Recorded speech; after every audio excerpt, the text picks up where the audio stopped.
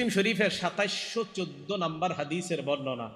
এই হাদিসের মধ্যে আসছে ক্বালা রাসূলুল্লাহ সাল্লাল্লাহু আলাইহি ওয়াসাল্লাম, আল্লাহ নবী বলেন, যখন তোমরা বিছানায় যাও, যাওয়ার পর ফাল্যুসাম্মিল্লাহ, আল্লাহর নাম নিবা। তাহলে বিসমিল্লাহ বলে গেলেন। যাওয়ার পর ওয়াইযা আরাদা আইয়াত্তাজিআ, যদি তুমি ঘুমাইতে চাও, ফাল্যাত্তাজি আলা শিক্কিহিল আইমান, তাহলে তুমি ডান কাত হয়ে তুমি শুইবা। শুইতে চাইলে ডান কাত হয়ে শুইবা। এবার আপনি ডান কাত হলেন, এটা একটা। আরেকটা হলো মাথার নিচে হাত রেখে আপনি আল্লাহরে বলবেন, আল্লাহ আপনি কিয়ামতের ময়দানে আমাকে আপনার আযাব থেকে রক্ষা করেন। আল্লাহ যেদিন মানুষকে উঠাবেন সেদিন আপনি আপনার আযাব থেকে আমাকে রক্ষা করেন, এটা একটা। আর আয়াতুল কুরসিটা যদি আপনি পড়তে পারেন তো সারা রাত সমস্ত বিপদ আপদ থেকে আল্লাহ আপনাকে হেফাজত করবেন। সারা রাত আল্লাহ আপনাকে হেফাজত করবে। আর আমার আগের আলোচক বলছেন সূরা ইখলাস, ফালাক, নাস এগুলা পড়তে। তো এগুলোর তো আলাদা আলাদা বৈশিষ্ট্য আছে। রাসূল আকরাম সাল্লাল্লাহু আলাইহি সাল্লাম এক হাদিসের মধ্যে বলেন, সহিহ বুখারীর 515 নম্বর হাদিস, এই হাদিসের মধ্যে আসছে ক্বালা রাসূলুল্লাহ সাল্লাল্লাহু আলাইহি ওয়াসাল্লাম, আয়াজিজু আহাদুকুম আন ইয়াকরা সুলুসাল কুরআন, তোমাদের কেউ কি কোরআনের 3 ভাগের 1 ভাগ পড়তে অক্ষম? ফি লাইলা, এক রাতে। এক রাতে তোমাদের কেউ কি কোরআনের 3 ভাগের 1 ভাগ পড়তে অক্ষম? এই কথা বলার পর ফাশাক্কা যালিকা আলাইহিম, সাহাবাদের কাছে ব্যাপারটা কষ্টকর মনে হয়। এমনি 10 পারা কোরআন পড়তে পারে অনেক সাহাবারা, কিন্তু সবাই তো পারে না। সাহাবাদের মধ্যে কয়েকজন বললেন, আইয়ুনা ইউতিকু যালিকা ইয়া রাসূলুল্লাহ, আমাদের মধ্যে কে পারবে এমন কোরআনের 3 ভাগের 1 ভাগ এক রাখতে পড়তে? হুজুর এমন কে আছে? আল্লাহ নবী বললেন, আল্লাহুল আহাদুস সামাদুস সুলুসুল কুরআন, কুল হুয়াল্লাহ সূরাটা কোরআনের 3 ভাগের 1 ভাগ, একবার পড়বা 10 পারা কোরআনের সওয়াব পেয়ে যাইবা।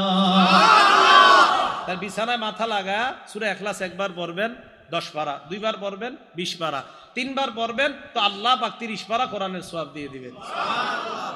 মুসলিম শরীফের হাদিস, হাদিস নাম্বার 811 নম্বর হাদিস। এই হাদিসের মধ্যে আসছে ক্বালা রাসূলুল্লাহ সাল্লাল্লাহু আলাইহি ওয়াসাল্লাম, ইন্নাল্লাহা জাজ্জাআল কুরআনা সালাসাতা আজজা, নিশ্চয়ই আল্লাহ কোরআনকে 3 ভাগে ভাগ করেছেন। বলেন কোরআনকে কয় ভাগে ভাগ করেছেন? ওয়াজআলা কুল হুয়াল্লাহু আহাদ জুজআম মিন আজজাইল কুরআন, সূরা ইখলাসকে আল্লাহ কোরআনের 3 ভাগের 1 ভাগ বানিয়েছেন। সুবহানাল্লাহ। এবার একটা মজার হাদিস শোনাই। মুসলিম শরীফের 812 নম্বর হাদিস। এই হাদিসের মধ্যে আসছে রাসূল আকরাম সাল্লাল্লাহু আলাইহি সাল্লাম সাহাবাদেরকে বললেন, উহশুদু উহশুদু, কাছে আসো কাছে আসো। আপনাদেরকে বলা যাবে না, না কাছে আসো আপনারা না, মানে হাদিসে বলছে। এখন আপনাদেরকে এই মুহূর্তে বললে কষ্ট হবে, কারণ এই তো কাছে আইছেন, আর বললে সমস্যা হবে, পরে আমগো দুইজনে মেরে নেবেন। এখন রাসূল সাল্লাল্লাহু আলাইহি সাল্লাম বললেন, কাছে আসো কাছে আসো, উহশুদু উহশুদু। হ্যাঁ আচ্ছা, রাসূল সাল্লাল্লাহু আলাইহি সাল্লাম বললেন, উহশুদু, কাছে আসো।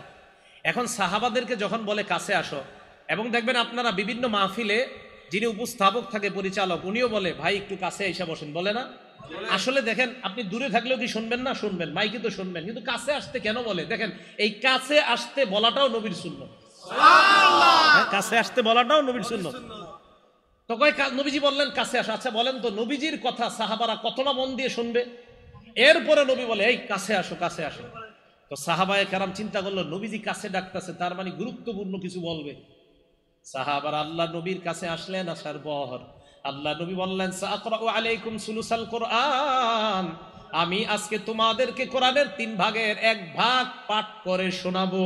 সুবহানাল্লাহ। আমি তোমাদেরকে কোরআনের 3 ভাগের 1 ভাগ পড়ে শোনাবো।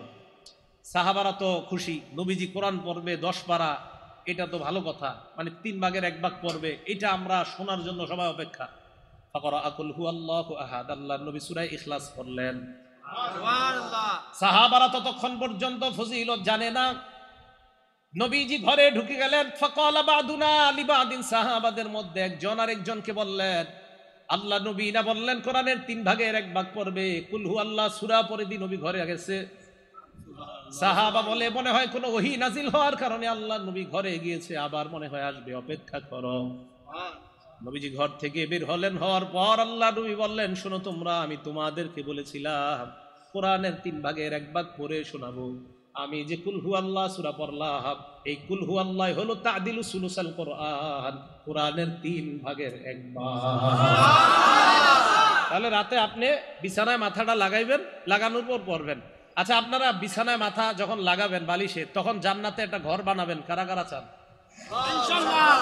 মুসনাদে আহমদের হাদিস, রাসূল আকরাম সাল্লাল্লাহু আলাইহি সাল্লাম বলেন, কুল হুয়াল্লাহ সূরা 10 বার পড়ো। কয়বার? 10 বার। সাথে সাথে জান্নাতের মধ্যে আপনার জন্য একটা বালাখানা তৈরি হয়ে যাবে। দুনিয়াতে যখন নবীনগর সাভারের আশপাশ দিয়ে গাড়িতে উঠে যখন যাবেন আপনারা, তখন দেখবেন বড় বড় বিল্ডিং হইতেছে, তখন চিন্তা করো, হ্যাঁ এরকম একটা বিল্ডিং যদি আমার হইতো, তখন সান্ত্বনা দিবেন নিজেরে কিভাবে জানেন? আর থুর এখানে না হয়েছে কি হয়েছে, সাথে সাথে 10 বার সূরা ইখলাস পড়বেন আর বলবেন, যাক জান্নাতে তো একটা বানায় ফেলছে। এভাবে সান্ত্বনা দিবেন নিজেরে। আবার অনেকে অনেক সময় বলে, তুমি এটা করো সেটা করো, তখন আমি বলি 10 বার সূরা ইখলাস পড়লে হয়ে যাবে, টেনশন নেই। 10 বার সূরা ইখলাস পড়বেন, জান্নাতে আপনার জন্য একটা বালাখানা তৈরি হয়ে যাবে। রাসূল আকরাম সাল্লাল্লাহু আলাইহি সাল্লামের এক সাহাবা, সহিহ বুখারীর হাদিস 5013 নম্বর হাদিস, এই হাদিসের মধ্যে আসছে, আন্না রাজুলান সামিআ রাজুলান ইয়াকরাউ কুল হুয়াল্লাহু আহাদ ইউরাদ্দিদুহা, এক ব্যক্তি সূরা ইখলাস খালি বেশি বেশি পড়ে। ফালাম্মা আসবাহা জাআ ইলা রাসূলিল্লাহি সাল্লাল্লাহু আলাইহি ওয়াসাল্লাম, সকাল হওয়ার পর এক ব্যক্তি আল্লাহ নবীর কাছে আসলেন, আসার পর বললেন, ইয়া রাসূলুল্লাহ, অমুক ব্যক্তি আপনার সাহাবা বারবার কুল হুয়াল্লাহ সূরা পড়ে। আল্লাহ নবী কয়, তাই নাকি? কয় হ্যাঁ। হাদিসের মধ্যে আসছে, কান্না রাজুলা ইয়াতাকাল্লুহা, যেন তার কাছে এই আমলটা বেশি বড় মনে হয় নাই। নবীজি বললেন, শোনো, ওয়াল্লাযী নাফসি বিয়াদি ইন্নাহা লাতাদিলু সুলুসাল কুরআন, আমার সাহাবা কুল হুয়াল্লাহ যতবার পড়ুক, মনে রাখবা একবার পড়া মানে কোরআনের 3 ভাগের 1 ভাগের সওয়াব পেয়ে যাওয়া। এটা নাসাই শরীফের 993 নাম্বার হাদিস। আম্মা জান আয়েশা সিদ্দিকা রাদিয়াল্লাহু তাআলা আনহার বর্ণনা, তিনি বলেন, আন্না রাসূলুল্লাহি সাল্লাল্লাহু আলাইহি ওয়াসাল্লাম বাআসা রাজুলান আলা সারিয়াতিন, আল্লাহ নবী এক সাহাবাকে এক এলাকার মধ্যে যুদ্ধের জন্য পাঠাইলেন, সাহাবাকে আমির বানায়া দিলেন। তো আমির সাহেব যারা আছে ওনার সাথে তাদেরকে নিয়ে নামাজ পড়ে। তো উনি যখন নামাজ পড়ে, ফাকরা আলি আসহাবিহি ফি সালাতিহিম, নামাজের মধ্যে উনি কেরাত পড়ে। যখনই উনি নামাজ শেষ করে দ্বিতীয় রাকাতে, অথবা ওনার কেরাত উনি সমাপ্ত করে বিকুল হুয়াল্লাহু আহাদ, ফায়াখতিমু বিকুল হুয়াল্লাহু আহাদ, উনি প্রায় সময় খালি কুল হুয়াল্লাহু আহাদ পড়ে নামাজ শেষ করে। মনে করেন প্রথম রাকাতে একটা বললাম, দ্বিতীয় রাকাতে কুল হুয়াল্লাহ, অথবা প্রথম রাকাতে আপনার 2 সূরা একসাথে পড়ে ফেললো, প্রথমে তাব্বাত দিয়া দা, পরে কুল হুয়াল্লাহ, মানে এত বেশি কুল হুয়াল্লাহ নামাজে পড়ে। ফালাম্মা রাজাউ, সবাই যখন ফিরে আসছে নবীজির কাছে, আসার পর জাকারু লাহু, নবীজির কাছে এই কথাটা বলছি, ইয়া রাসূলুল্লাহ, উনি খালি কুল হুয়াল্লাহ সূরা পড়ে নামাজ পড়ায়। নবীজি বললেন, তাই নাকি? এটা নাসাইর বর্ণনা। নবীজি বললেন, তাকে কি জিজ্ঞাসা করো উনি এটা কেন করছে সাহাবা। আর বুখারীর বর্ণনা, লিআইয়ি শাইইন ইয়াসনাউ যালিকা, ওনাকে গিয়ে জিজ্ঞাসা করো, আমার সাহাবাকে জিজ্ঞাসা করো এই কাজ কেন করে। সাহাবারা তার কাছে গেলেন, যাওয়ার পর সালুহু, প্রশ্ন করলেন, তুমি এটা কেন করো? উনি জবাব দিলেন, লিআন্নাহা সিফাতুর রহমান, কুল হুয়াল্লাহ সূরার মধ্যে আমার রবের গুণাবলী আছে, তাই আমি পছন্দ করি এটা খুব বেশি। সুবহানাল্লাহ। আমার রবের গুণাবলী আছে, আমার রব এক, আমার রব বিয়ে করে নাই, আমার রবের বিবি নাই, আমার রবের ছেলে নাই, আমার রবের মেয়ে নাই, তিনি সন্তান জন্ম দেয় না, তিনি সন্তান জন্ম নেন না, তার থেকে সন্তান জন্ম নেয় না, তিনি সন্তান জন্ম দেন না, তার সমকক্ষ কেউ নাই। তো আমার রবের এই গুণাবলীটা বলতে আমার খুব ভালো লাগে। সুবহানাল্লাহ। সাহাবারা নবীজির কাছে গেছে, নবীজি বললেন, কি জিজ্ঞাসা করছো? হ্যাঁ হুজুর, এটাতে নাকি রহমানের সিফাত আছে, তাই উনি বলে, আখবিরুহু আন্নাল্লাহা ইউহিব্বুহু, তাকে জানায়া দাও সে যেমন সূরা ইখলাসকে খুব ভালোবাসে, মহব্বত করে, আল্লাহও তাকে ভালোবাসে। সুবহানাল্লাহ। রাতে বালিশে মাথা যখন লাগাইবেন, আল্লাহর ভালোবাসা অর্জন করারও একটা উপায় কুল হুয়াল্লাহ সূরা পড়েন। সূরা বাকারার শেষ 2 আয়াত, আমানার রাসূলু বিমা উনজিলা ইলাইহি মির রাব্বিহি থেকে শেষ পর্যন্ত কোরআন দেখে দেখেই পড়েন আপনি। হাদিসের মধ্যে রাসূল বলেন, কাফাতা, যেই ব্যক্তি সূরা বাকারার শেষ 2 আয়াত পড়বে, রাসূল আকরাম সাল্লাল্লাহু আলাইহি সাল্লাম বলেন, তার ওই পুরা রাত্রের জন্য এই 2 আয়াতই যথেষ্ট হয়ে যাবে। এই আমলগুলা করা, রাতে যখন আমরা বিছানায় মাথা লাগাই আমল করা। আরেকটা হলো, বিছানায় মাথা যখন লাগাবেন, কাজ নাই, তখন আপনার ফেসবুকটা না চালায়া, ইউটিউব মোবাইলটা হাতে না নিয়ে 1000 সওয়াব কারা চান? কয় হাজার সওয়াব? 1000, অথবা 1000 গুনাহ মাফ। 1000 সওয়াব হবে অথবা 1000 গুনাহ মাফ। মুসলিম শরীফের হাদিস, হাদিস নাম্বার 2698 নাম্বার হাদিসের বর্ণনা, সাদ ইবনে আবি ওয়াক্কাস রাদিয়াল্লাহু তাআলা আনহুর বর্ণনা, তিনি বলেন, কুন্না ইনদান নবী সাল্লাল্লাহু আলাইহি ওয়াসাল্লাম, আমরা আল্লাহর নবীর কাছে ছিলাম। আল্লাহ নবী হঠাৎ আমাদেরকে বললেন, আয়াজিজু আহাদুকুম আইয়াকসিবা আলফা হাসানা, তোমাদের মধ্যে কেউ কি অক্ষম 1000 সওয়াব কামাই করতে অক্ষম? ফাসালাহু সাইলুম মিন জুলাসাইহি, বৈঠকের মধ্য থেকে একজন প্রশ্ন করলেন, ইয়া রাসূলুল্লাহ, আমাদের মধ্যে 1000 সওয়াব কামাই করা এটা কিভাবে সম্ভব? নবীজিকে বললেন, কাইফা ইয়াকসিবু আহাদুনা আলফা হাসানা, কিভাবে একজন 1000 নেকি কামাই করতে পারে? আল্লাহ নবী বললেন, শোনো তোমরা, ইউসাব্বিহু মিআতা তাসবিহা, কোন ব্যক্তি যদি 100 বার সুবহানাল্লাহ পড়ে, কয়শো বার? 100 বার। বলেন তো কি? সুবহানাল্লাহ। আবার বলেন সুবহানাল্লাহ। এতটুকুই বাস, আবার বলেন সুবহানাল্লাহ। আল্লাহ নবী বলেন 100 বার যদি কোনো বান্দা সুবহানাল্লাহ বলে, ইউকতাবু লাহু আলফু হাসানা, তার আমলনামায় 1000 নেকি লিখে দেওয়া হয়। সুবহানাল্লাহ। নবীজি বলে 1000 নেকি যদি তোমার আমলনামায় লেখা নাও হয়, আও ইউহাত্তু আনহু আলফু খাতিয়া, তোমার আমলনামা থেকে 1000 গুনাহ মুছে দেওয়া হয়। সুবহানাল্লাহ। তাহলে 100 বার সুবহানাল্লাহ পড়বেন, হয়তো 1000 সওয়াব হবে, অথবা 1000 গুনাহ আপনার জীবন থেকে আল্লাহ মুছে ধুয়ে মুছে সাফ করে দিবেন। আল্লাহ আমলগুলা করা দরকার আছে না? আল্লাহ আমাদের সকলকে আমল করার তৌফিক দান করুন। এখন এই সুন্নতগুলা পালন করা সহজ হবে, সম্ভব হবে কখন? যদি আমরা রাসূল আকরাম সাল্লাল্লাহু আলাইহি সাল্লামকে মহব্বত করতে পারি, তাহলে এই সুন্নতগুলা পালন করা আমাদের জন্য সহজ হবে। সূরা তাওবা আয়াত নাম্বার 24 নাম্বার আয়াতটা শুনেন, অনুবাদটাও শুনেন। আল্লাহ বলেন, কুল ইন কানা আবাউকুম, যদি তোমাদের বাবা, ওয়া আবনাউকুম, যদি তোমাদের সন্তান, ওয়া ইখওয়ানুকুম, যদি তোমাদের ভাই, ওয়া আজওয়াজুকুম, যদি তোমাদের বিবি, ওয়া আশীরাতুকুম, যদি তোমাদের পরিবার, ওয়া আমওয়ালুন ইকতারাফতুমুহা, যে সম্পদ কামাই করো ওই সম্পদ যদি, ওয়া তিজারাতুন তাখশাউনা কাসাদাহা, যে ব্যবসায় লস খাওয়ার টেনশনে থাকো ওই ব্যবসা যদি, ওয়া মাসাকিনু তারদাউনাহা, যেই বাসস্থান তোমরা পছন্দ করো এই বাসস্থানগুলা যদি, কি যদি? বাবা, যদি তোমাদের বাবা, যদি তোমাদের সন্তান, যদি তোমাদের ভাই, যদি তোমাদের বিবি, যদি তোমাদের পরিবার, যদি তোমাদের উপার্জিত সম্পদ, যদি তোমাদের ব্যবসা, যদি তোমাদের বাসস্থান, আহাব্বা ইলাইকুম মিনাল্লাহি ওয়া রাসূলি, আল্লাহ আর আল্লাহ রাসূলের চাইতে বেশি প্রিয় হয়, ওয়া জিহাদিন ফি সাবিলি, এবং আল্লাহর রাস্তায় জিহাদ করার চাইতে যদি তোমাদের কাছে বেশি প্রিয় হয়, ফাতারাব্বাসু হাত্তা ইয়াতি আল্লাহু বিআমরি, তাহলে অপেক্ষায় থাকো, আল্লাহ তোমাদের উপর যেই গজব নিয়ে আসবে ওই গজবের অপেক্ষা করো। তাহলে এবার আপনারা বলেন তো, বাবার চাইতেও বেশি প্রিয় হতে হবে কে? আল্লাহ তার রাসূল, আল্লাহ এবং তার রাসূল। আচ্ছা, মায়ের চাইতে, বিবির চাইতে, ভাইয়ের চাইতে, সন্তানদের চাইতে, ব্যবসার চাইতে, সব কিছুর চাইতে আল্লাহ আল্লাহ রাসূল বেশি প্রিয় হতে হবে। যদি না হয় তাহলে আযাবের অপেক্ষা করা। তো আবার আসেন, জাগ্রত আর নিদ্রা এই উভয় অবস্থায় সুন্নাহগুলা পালন করা তখন সহজ হবে যদি রাসূল আকরাম সাল্লাল্লাহু আলাইহি সাল্লামের মহব্বত আমাদের মধ্যে বেশি থাকে। দেখেন, আমাদের মাঝে একটা অবহেলিত সুন্নতের নাম মেসওয়াক। একটা অবহেলিত সুন্নতের নাম কি? মেসওয়াক। রাসূল আকরাম সাল্লাল্লাহু আলাইহি সাল্লাম, আরেকটা কথা, যখন আপনারা রাতের বেলা ঘুমাবেন, ক্বালা রাসূলুল্লাহ সাল্লাল্লাহু আলাইহি ওয়াসাল্লাম, আল্লাহ নবী বলেন, ইদা আওয়াইতা ইলা ফিরাশিক ফাতাওয়াদ্দা ওযুআকা লিস-সালাহ, নামাজের জন্য যেইভাবে ওযু করো ঘুমের আগে ঠিক ওইভাবে ওযু করবা। তাহলে রাতের বেলা ঘুমের আগে ওযু করা, ঘুমের আগে কি করা? আচ্ছা, ওই ওযুর আগে একটা কাজ করবেন, মেসওয়াক করা। বলেন কি করা? মেসওয়াক করা। বলছিলাম একটা অবহেলিত সুন্নতের নাম বর্তমানে মেসওয়াক।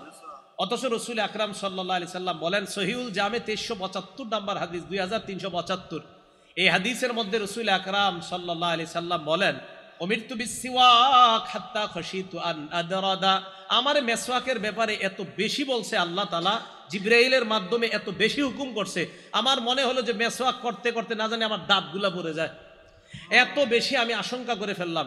376 নাম্বার হাদিসে রাসূল আকরাম সাল্লাল্লাহু আলাইহি সাল্লাম বলেন, উমিরতু বিসওয়াক হাত্তা খাশিতু আইয়ুক্তাবা আলাইয়া, আমাকে আল্লাহর পক্ষ থেকে এত বেশি মেসওয়াক করতে বলা হলো, আমি আশঙ্কা করে ফেললাম না জানি মেসওয়াক করাটা আমার উপর আল্লাহ ফরজ করে দেয়। বুখারী শরীফের 887 নাম্বার হাদিস, ক্বালা রাসূলুল্লাহ সাল্লাল্লাহু আলাইহি ওয়াসাল্লাম লাউলা খাশিতু, নবীজি বলেন, লাউলা, আমি যদি আশঙ্কা না করতাম, লাউলা আন আশুক্কা আলা উম্মতি, আমি যদি আমার উম্মতের ব্যাপারে আশঙ্কা না করতাম, লা আমারতুহুম বিসসিওয়াকি ইনদা কুল্লি সালাহ, আরেক বর্ণনায় মা কুল্লি সালাহ, আমি যদি আমার উম্মতের জন্য কষ্টকর মনে না করতাম, লাউলা আন আশুক্কা আলা উম্মতি, আমার উম্মতের জন্য যদি কষ্টকর না হতো তো উম্মতকে বলতাম 5 ওয়াক্ত নামাজের আগে যেন মেসওয়াক করে। 5 ওয়াক্ত নামাজের আগে কি করে? নবীজি 5 ওয়াক্ত নামাজ না এমনি মেসওয়াক করতেন, অনেক সময় এমনি, প্রায় সময় নবীজি মেসওয়াক করতেন। আবু মাসুদ আনসারী রাদিয়াল্লাহু তাআলা আনহুর বর্ণনা, নাসাই শরীফের প্রথম পৃষ্ঠাটা খুললে 3, 5, 8 নাম্বার হাদিস, তিনটা মেসওয়াকের সম্পর্কে উনি বলেন, আবু মাসুদ বলেন, নবীজির কাছে দাখলতু আলা রাসূলিল্লাহ ওয়া হুয়া ইয়াস্তান্নু, নবীজির কাছে যাইতাম, যাওয়ার পরেই দেখতাম উনি মেসওয়াক করে। এমনি একটা সময় গেছি, গিয়ে দিয়ে মেসওয়াক করতেছে। ওয়াল তরফু সিওয়াক আলা লিসানি, দেখতাম মেসওয়াকের মাথাটা জিহ্বার মধ্যে আছে। ওয়া হুয়া ইয়াকুলু আ আ, নবীজি আ আ করতেন। আমারটা সুন্দর হয় নাই, নবীজিরটা নিশ্চিত অনেক সুন্দর ছিল এই আ আ করাটা। তো রাসূল আকরাম সাল্লাল্লাহু আলাইহি সাল্লাম প্রায় সময় মেসওয়াক করতেন। তো মেসওয়াকের ব্যাপারে বেশি বলবো না, মেসওয়াকের ব্যাপারে আমার একটা বয়ান আছে, লম্বা বয়ান আছে মেসওয়াকের ব্যাপারে। রাসূল আকরাম সাল্লাল্লাহু আলাইহি সাল্লামের বিবি আম্মাজান আয়েশা সিদ্দিকা রাদিয়াল্লাহু তাআলা আনহাকে একজন প্রশ্ন করছেন, নাসাই শরীফের 5040 নাম্বার হাদিস, আম্মাজান নবী যখন বাহির থেকে ঘরে আসে সর্বপ্রথম কি করে? আম্মাজান কয় আর কি করবে? বাদা আবিস সিওয়াক, সর্বপ্রথম মেসওয়াক করে, ঘরে ঢুইকাই মেসওয়াক করে। তা আজকে থেকে আপনারা এখন এই আজকে থেকে ওয়াদা করেন ইনশাআল্লাহ, যাদের মেসওয়াক আছে, যারা নাই কিনে নেবেন, আর যাদের আছে তারা আপনারা বাসায় গিয়ে আজকে সর্বপ্রথম মেসওয়াক করবেন। রাজি আছেন? এটার দ্বারা কি হবে? নবীজির সাথে আপনার গোপন একটা সম্পর্ক তৈরি হবে, যেটা আপনি কাউকে বলতেও পারবেন না, কেউ বুঝবেও না, বাকি নবীর সাথে আপনার গভীর, নিবিড় এবং গোপন সম্পর্ক তৈরি হবে।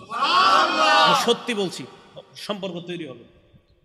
রাসূল আকরাম সাল্লাল্লাহু আলাইহি সাল্লামের এই সুন্নাহগুলো পালন করা তখন সহজ হবে আল্লাহ রসুলের মহব্বত যখন আমাদের মাঝে সবচেয়ে বেশি হবে। মুসলিম শরীফের 43 নাম্বার হাদিস, এই হাদিসের মধ্যে আসছে, ক্বালা রাসূলুল্লাহ সাল্লাল্লাহু আলাইহি ওয়াসাল্লাম, আল্লাহ নবী বলেন, সালাসুন মান কুন্না ফীহি ওয়াজাদা বিহিন্না হালাওয়াতাল ঈমান, 3টা গুণ যদি কোনো মানুষ অর্জন করে ফেলে, 3টা গুণ যদি কারো মধ্যে থাকে, ওই ব্যক্তির মধ্যে আল্লাহ পাক রব্বুল আলামিন ঈমানের স্বাদ তৈরি করে দেয়। 3 গুণ যদি কেউ অর্জন করে, কারো মধ্যে 3টা গুণ থাকে, ওয়াজাদা, এই ব্যক্তি পাবে, বিহিন্না, এই 3 গুণের মাধ্যমে হালাওয়াতাল ঈমান, ঈমানের স্বাদ উপভোগ করতে পারবে। 1 নাম্বার, মান কানাল্লাহু ওয়া রাসূলুহু আহাব্বা ইলাইহি মিম্মা সিওয়াহুমা, 1 নাম্বার, আল্লাহ রসুল ওই ব্যক্তির কাছে দুনিয়ার সবচাইতে বেশি ভালোবাসার পাত্র হতে হবে, তাহলে ওই ব্যক্তি ঈমানের স্বাদ পাবে। 2 নাম্বার, ওয়া আইয়ুহিব্বাল মারআ লা ইউহিব্বুহু ইল্লা লিল্লাহ, কোন মুসলমান অন্য কোন মুসলমানকে ভালোবাসা একমাত্র আল্লাহর জন্য ভালোবাসা। 3 নাম্বার, রাসূল বলেন, ওয়া আইয়াকরাহা আইয়াউদা ফিল কুফরি বাদা আন আনকাদাহুল্লাহু মিনহু কামা ইয়াকরাহু আইয়ুকযাফা ফিন্নার, আমরা আগুনের মধ্যে পড়া যেমন অপছন্দ করি, ওই ব্যক্তিকে আল্লাহ কুফরি থেকে ফিরিয়ে আনার পর ওই ব্যক্তি কুফরিতে যাওয়াটাও তেমন অপছন্দ করে, যেমন ভাবে ওই ব্যক্তি আগুনে যাওয়াটা যেমন অপছন্দ করে, কুফরিতে যাওয়াও যদি তার কাছে তেমন অপছন্দ হয়, তাহলে তার অন্তরের মধ্যে আল্লাহ ঈমানের স্বাদ তৈরি করে। তাহলে 3টা, 1 নাম্বার, মান কানাল্লাহু ওয়া রাসূলুহু আহাব্বা ইলাই, আল্লাহ রসুল সবচাইতে বেশি মহব্বতের পাত্র হতে হবে। বুখারী শরীফের 15 নাম্বার হাদিস, আনাস ইবনে মালিক রাদিয়াল্লাহু তাআলা আনহুর বর্ণনা, ক্বালা রাসূলুল্লাহ সাল্লাল্লাহু আলাইহি ওয়াসাল্লাম, আল্লাহ নবী বলেন, লা ইউমিনু আহাদুকুম হাত্তা আকুনা আহাব্বা ইলাইহি মিন ওয়ালিদিহি ওয়া ওয়ালাদিহি ওয়ান নাসি আজমাইন, তোমাদের মধ্যে ততক্ষণ কেউ পরিপূর্ণ ঈমানদার হতে পারবে না যতক্ষণ না পর্যন্ত আমি নবী মুহাম্মদ তোমাদের কাছে বাবার চাইতে, তোমার সন্তানের চাইতে, দুনিয়ার সমস্ত মানুষের চাইতে বেশি প্রিয় না হব, সবচাইতে বেশি মহাব্বতের পাত্র যদি আমি না হই, তোমরা পরিপূর্ণ ঈমানদার হতে পারবা না। আরেকটা বিষয় দেখেন, আপনার মন অনেক কিছুই চায়, রাত্রে ঘুমানোর সময় আপনার মন চাইবে, আরে থুর আজকে মেসওয়াক না করলে কি হবে, রাত্রে শোয়ার সময় শয়তান বলবে আজকে একটু অজু না করলে কি হবে, রাত্রে শোয়ার সময় শয়তান বলবে নবীর শিখানো দোয়াটা আজকে না পড়লে সমস্যা কি, এই কথাগুলো শয়তান আপনাকে দিবে। আল আরবাউন আন-নবুবিয়্যা কিতাবের নাম, হাদিস নাম্বার 41 নাম্বার হাদিস, নবীজি বলেন, ক্বালা রাসূলুল্লাহ সাল্লাল্লাহু আলাইহি ওয়াসাল্লাম, লা ইউমিনু আহাদুকুম হাত্তা ইয়াকুনা হাওয়াহু তাবআন লিমা জিতু বিহি, আমি নবী যা নিয়ে এসেছি, এই নিয়ে আসাটাকে যদি তোমাদের অন্তর, তোমাদের দিল, তোমাদের নফস, তোমাদের চাহিদা, তোমাদের অন্তর যদি আমি যা নিয়ে এসেছি এটাকে যদি অনুসরণ করতে না পারো, আমি বলছি এইভাবে ঘুমানো, এটা যদি তোমার দিল না চায়, আমি বলছি অজু করা, এটা যদি তোমার দিল না চায়, আমি বলছি এইভাবে মাথার নিচে হাতটা রেখে এই দোয়া পড়া, এটা যদি তোমার মন না চায়, আমি বলছি এইভাবে তুমি ডান কাত হয়ে ঘুমানো, এটা যদি তোমার দিল না চায়, লা ইউমিনু, তুমি পরিপূর্ণ ইমানদার হতে পারো নাই। রাসূল বলেন তোমার দিল চাইবে আমার বিরুদ্ধে কাজ করা, ওই দিলের বিরোধিতা করে তুমি যখন আমি রাসূলের সুন্নাহ আদর্শকে গ্রহণ করবা, তখন পরিপূর্ণ ইমানদার হতে পারো। সুবহানাল্লাহ। লা ইউমিনু আহাদুকুম হাত্তা ইয়াকুনা হাওয়াহু তাবআ। আমাদের কুপ্রবৃত্তি, আমাদের চাহিদাগুলা গুনাহ করতে চায়। নবীজি বলে আমি যা নিয়ে আসছি এই নফসকে এটার অনুসারী বানাও।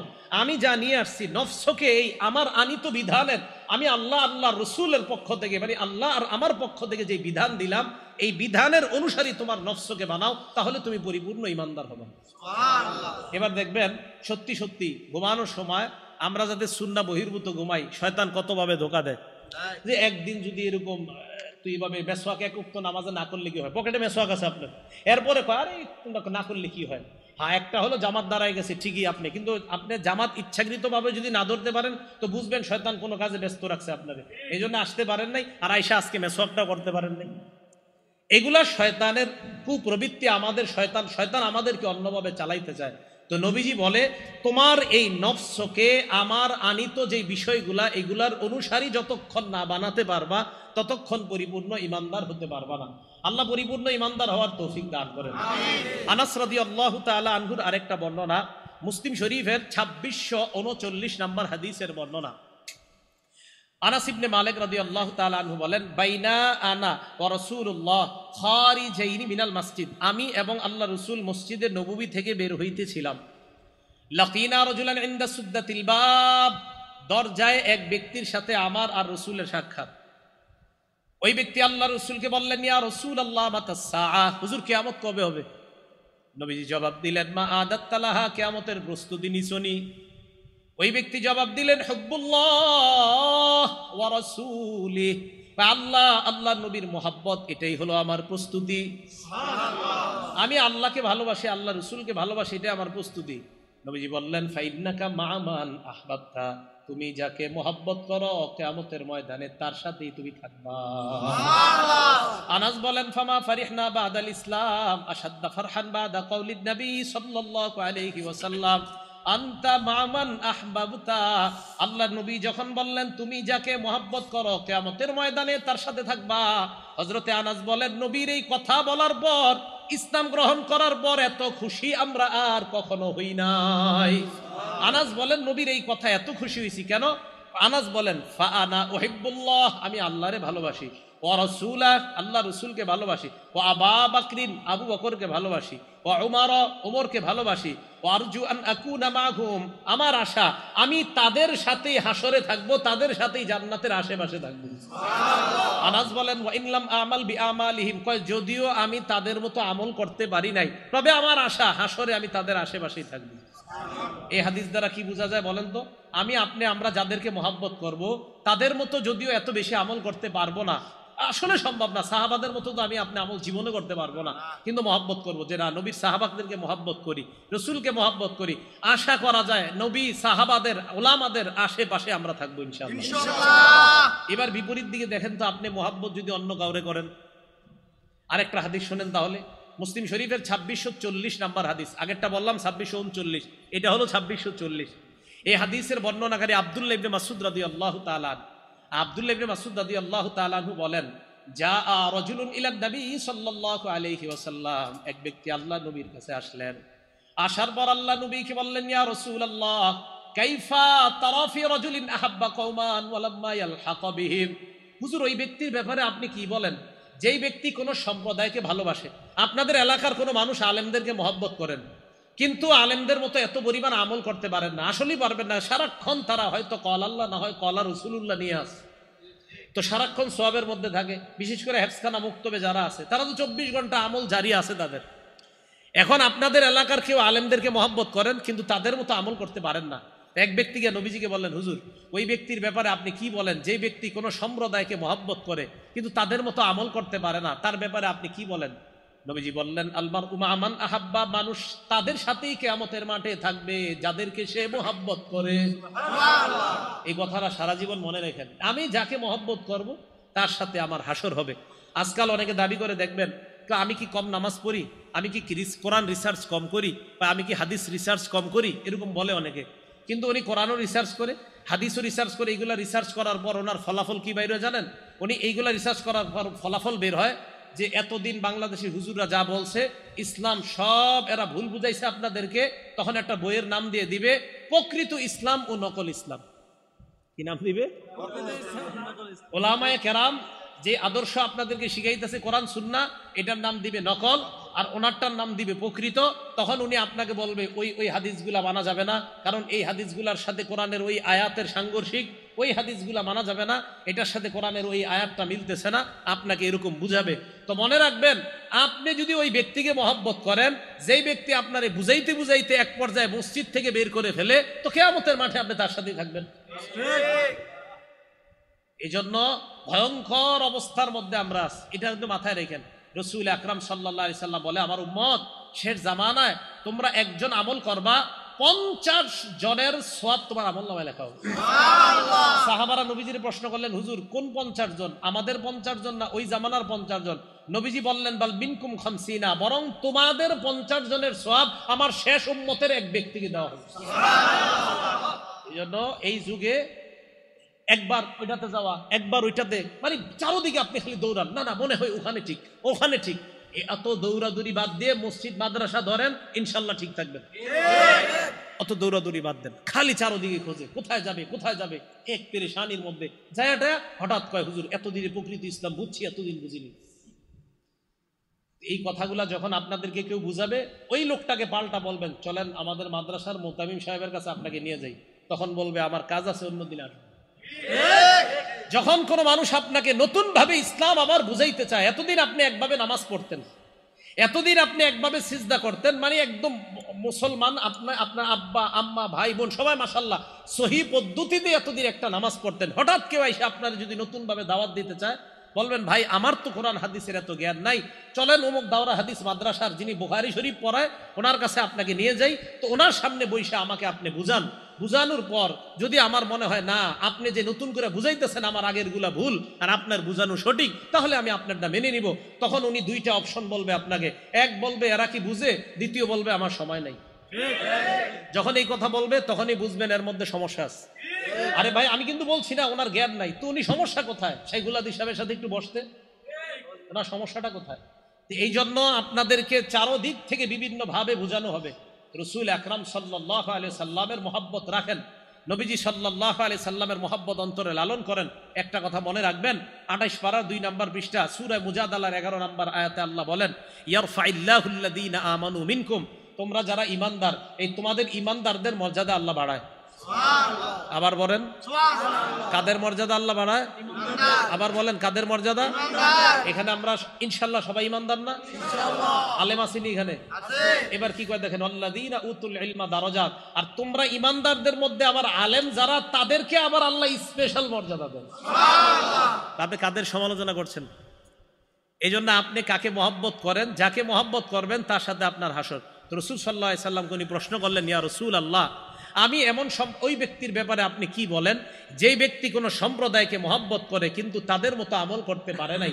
নবীজি বলেন, আল মারউ মা'a মান আহাব্বা, যেই ব্যক্তি যাকে মহব্বত করে সে তার সাথেই থাকবে। তো আমরা যেন সাহাবায়ে কেরাম, উলামায়ে কেরাম, রাসূল আকরাম সাল্লাল্লাহু আলাইহি সাল্লামের মহব্বত অন্তরে ধারণ করতে পারে, আল্লাহ তৌফিক দান করেন। সাহাবাদের সমালোচনা যদি কেউ করে, আলেমদের সমালোচনা যদি কেউ করে, তাবিদের সমালোচনা কেউ করে, ইমামদের সমালোচনা যদি কেউ করে, এই সমালোচনায় কখনো কান দিবেন না। ইমাম আবু হানিফার সমালোচনা যদি কেউ করে, ইমাম বুখারীর সমালোচনা যদি কেউ করে, ইমাম শাফি রহমতুল্লাহ আলাইহির সমালোচনা যদি কেউ করে, ইমাম মুসলিম রহমতুল্লাহ আলাইহির সমালোচনা যদি কেউ করে, ইমাম মালিক রহমতুল্লাহ আলাইহির সমালোচনা যদি কেউ করে, ইমাম আবু দাউদের সমালোচনা যদি কেউ করে, ইমাম তিরমিজি, ইমাম নাসাই ওনাদের সমালোচনা যদি কেউ করে, ইমাম আহমদ ইবনে হাম্বল ওনাদের সমালোচনা যদি কেউ করে আপনার মুখের সামনে, তখন আপনি বলবেন, ভাই আমি তো জানি ওনারা শ্রদ্ধেয় ইমাম, ওনাদের ব্যাপারে কোনো কথা থাকলে আমাকে না বইলা পাশে একটা মাদ্রাসা আছে দাওরায়ে হাদিস, এখানে চলেন, এই মাদ্রাসায় আলেমদের সাথে একটু কথা বলেন, বলার পর ওনাদের সামনে বইলেন যে এই ইমাম এই ছিল, তখন আমি কথাগুলো শুনব। অন্যথায় কারো কথায় কান দিয়েন না। আরে ভাই আপনার নিজের ইমানের আমল নিয়েই তো আপনি টেনশন থাকা দরকার। আপনি আইছেন আবু হানিফার নিয়ে টেনশন করতে, ইমাম আবু হানিফারে নিয়ে, ইমাম বুখারীকে নিয়ে এত টেনশন আপনার, কি পরিমাণ টেনশন! সুবহানাল্লাহ, মাঝে মাঝে চিন্তা করি যে সাধারণ জনগণের এত টেনশন ইমাম আবু হানিফারকে নিয়ে। মাঝে মাঝে ফেসবুকে দাঁড়িয়েও নাই, কিচ্ছু নাই, এমন এমন লোক ইমাম আবু হানিফা রহমতুল্লাহ আলাইকে গালি দিয়ে কথা লেখে। এদের কথায় কান দিয়েন না। আমি দেখেন, আমি বলার পর হয়তো এই বের হয়ে অনেকে বলবে হ্যাঁ কি বুঝে এটা বলবে, ঠিক আছে, আমি আপনার চেয়ে কমই বুঝি, আমি মেনে নিচ্ছি আপনার চেয়ে কম বুঝি। আপনারা সাধারণ যারা, অন্তত 2-3 জনকেও তো আমার কথাটা আমি ঢুকাইতে পারতেছি, আপনাদেরকে বলে যাই, এই যুগে ইমানের উপর থাকার জন্য চারদিকে কান দিয়েন না। জুমার নামাজটা ঠিক মতো পড়েন, ওখানে আলোচনা শোনেন খতিব সাহেবের, 5 ওয়াক্ত নামাজ মসজিদে ঠিক মতো পড়েন, সুন্নত মোতাবেক চলেন, খালি একটা কাম করেন না, গুনাহ করেন না, আর নামাজগুলা সুন্দরভাবে পড়েন। অমুকে কি বলছে এটা শুনতে যায়েন না, নামাজ পড়েন সুন্দর মতো, রমজান মাসে রোজা রাখেন, মুতু আদখুলু জান্নাত রাব্বিকুম, মরেন আর জান্নাতে যান। এটা সাধারণদের জন্য বললাম, যারা পড়াশোনা করে, সাধারণ যারা আপনারা দোকানে কাজ করে, ও হে উনি হঠাৎ ওনার 20 বছরের আগের নামাজ বাদ দিয়ে নতুন ভাবে নামাজ শুরু করছে, এগুলা করবেন না। আল্লাহ পাক রব্বুল আলামিন আমাদের সকলকে ওলামাদের মহাব্বত, সাহাবাদের মহাব্বত সহ মহাব্বত যেন আমরা আঁকড়ে ধরে মুহাম্মদ সাল্লাল্লাহু আলাইহি সাল্লামের মহাব্বত নিয়ে আমরা যেন কবরে যাইতে পারি, আল্লাহ তৌফিক দান করেন। আরেকটা কথা, সাহাবায়ে কেরামের সমালোচনা যেই মজলিসে হয় সেই মজলিসে যাবেন না, সেই মজলিসে বসবেন না। সাহাবায়ে কেরামের সমালোচনা যে করে তার মুখের উপরে বলে দিবেন লানাতুল্লাহ, তার মুখের উপরে বলে দিবেন যে সাহাবা সমালোচনা যারা করে তাদের উপর আল্লাহর অভিশাপ, আল্লাহর নবীর অভিশাপ, সমস্ত মানুষের অভিশাপ। সাহাবা সমালোচনা যেই মজলিসে হয় ওই মজলিসে যাবেন না। সাহাবা সমালোচনা যেই বইয়ে লেখা আছে ওই বই পড়বেন না। সাহাবা সমালোচনা যেই এলাকার মধ্যে মানুষ বেশি করে ওই এলাকার আশেপাশ দিয়েও ঘুরবেন না। নবীজি সাল্লাল্লাহু আলাইহি সাল্লাম বুখারীর বর্ণনায় বলেন, লা তাসুব্বু আসহাবি, আমার সাহাবাদেরকে গালি দিও না। মনে রাখবা তাদের কেউ, তোমাদের কেউ উহুদ পাহাড় পরিমাণ দান করা, তোমাদের কেউ উহুদ পাহাড় পরিমাণ যদি দান করো, এই দান করাটা আমার সাহাবার 1 হাত পরিমাণ অথবা 2 হাত পরিমাণ যে দান, ওই দানের কাছেও বুঝতে পারবা না। এই জন্য তাদেরকে গালি দেওয়া যাবে না। তাহলে আমি মহাব্বতের ধারাটা বুঝাইতে চাইতেছি, ওলামায়ে কেরাম তাদেরকেও মহাব্বত করব, আল্লাহওয়ালা পীর মাশায়েখদেরকে মহাব্বত করব, ইমামদেরকে মহাব্বত করব, তাবিঈদেরকে মহাব্বত করব, তবে তাবিঈনদেরকে মহাব্বত করব, সাহাবাদেরকে মহাব্বত করব, সমস্ত নবীদেরকে মহাব্বত করব, আল্লাহকে মহাব্বত করব। এই মহাব্বত অন্তরে ঢুকিয়ে বাতিল থেকে বেঁচে থেকে, বেদাত থেকে বেঁচে থেকে, হকের উপর অটল থেকে যেন আমরা দুনিয়া থেকে বিদায় নিতে পারি, আল্লাহ তৌফিক দান করেন। তাহলে আগের মূল কথায় ফিরে আসি, জাগ্রত আর নিদ্রা উভয় অবস্থাটা যেন রসুলের সুন্নাহ মোতাবেক কাটে। আর রসুলের সুন্নাহ মোতাবেক তখনই সম্ভব হবে যখন নবীজির মোহাব্বত অন্তরে আমরা লালন করতে পারবো। আল্লাহ পাক রব্বুল আলামিন সকলকে কথাগুলোর উপর আমল করার তৌফিক দান করেন। আমিন। ওয়া আখিরু দাওয়ানা আনিল হামদুলিল্লাহি রাব্বিল আলামিন।